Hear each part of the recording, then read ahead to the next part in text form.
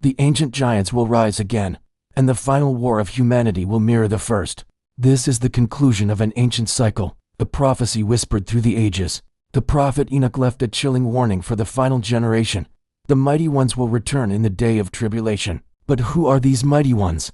They are the Nephilim, the hybrid giants of old. They are the Rephaim, the giant clans who survived the flood. They are the spirits of the dead giants that became demons, wandering the earth. And they are the fallen watchers, the angelic beings chained beneath our feet.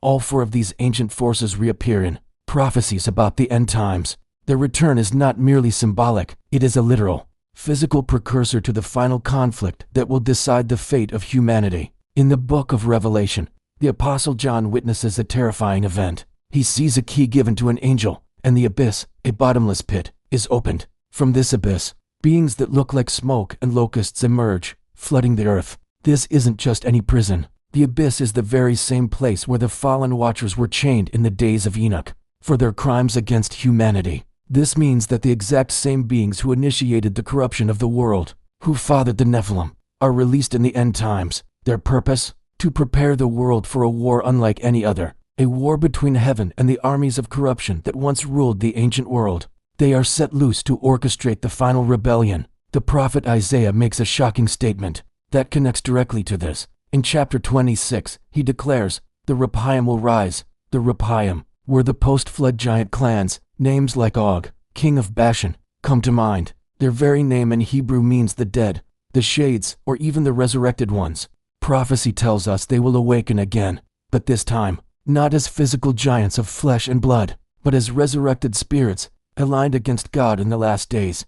This explains why the book of Revelation describes unclean spirits, like frogs, gathering the kings of the earth for war. The ancient spirits of the giants are the ones marshaling the nations for the final battle. And where will this battle take place? The location itself is a prophecy. Armageddon is not just a random place on a map, it's a returning battlefield. The Valley of Megiddo, the site of Armageddon, is the very same ground where ancient Israel fought against the giant clans, the Rephaim, the Anakim, the Gibberim. It is the land where the giants once ruled, and it is the very place where the final battle will occur again. The ground that was once soaked with the blood of giants will be the ground where their ancient rebellion makes its final stand. The battlefield itself remembers the ancient war.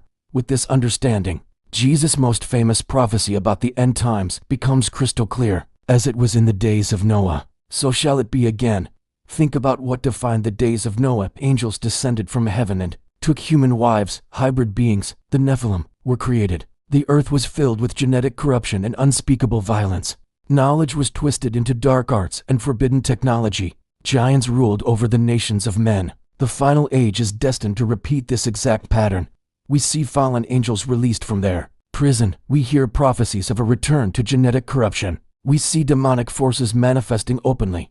And we see nations controlled by unseen rulers, preparing the entire earth for one final, cataclysmic war. History doesn't just rhyme, it repeats. The prophet Daniel reveals the nature of the final kingdom that will rule the world just before Christ returns. He prophesies that in this last empire, they will mingle themselves with the seed of men. The word "they" is crucial. It's not referring to different human groups intermarrying. They is something other than human.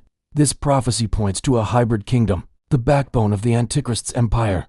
It is the final, desperate attempt to recreate the world before the flood, a world where humanity is no longer purely human, and the disembodied spirits of the Nephilim play their part, influencing leaders, warping ideologies, and driving armies toward this goal.